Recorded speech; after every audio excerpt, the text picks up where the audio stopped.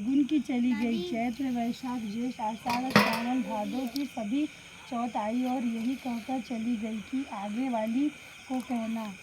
असौज की चौथ आई तो उसने बताया कि तुम कार्तिक की चौथ नाराज है, उसी ने तुम्हारा सुहाग लिया है, वही वापस कर सकती है, वही आएगी तो पाँव पकड़कर विनती करना। यह बताकर वह भी चली गई। जब कार्तिक की चौथ आई तो वह गुस्से से बोली, भाइयों की प्यारी करवा ले, दिन में चांद उगानी करवा ले, व्रत खंडन करने वाली करवा ले, भूखी करवा ले। तो यह सुनकर वह चौथ माता को देखकर उसके पाँव पकड़कर गिड़गिड़ाने लगी। हे चौथ माता, मेरा सुहाग तुम्हारे हाथों में है, आप ही मुझे सुहागिन करे। तो माता बोली, पापीन हत्यारिन, मेरे पाँव पकड़कर क्यों बैठ गई?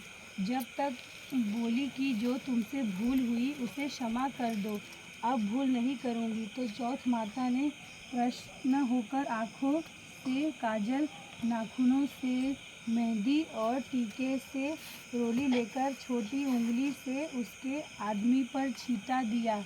तो वह उठकर बैठ गया और बोला कि आज मैं बहुत सोया। वह बोली, क्या सोए? मुझे तो बाहर 12 महीने हो गए। अब जाकर चौथ माता ने मेरा सुहाग लौटाया। तब उसने कहा कि जल्दी से माता का पूजन करो।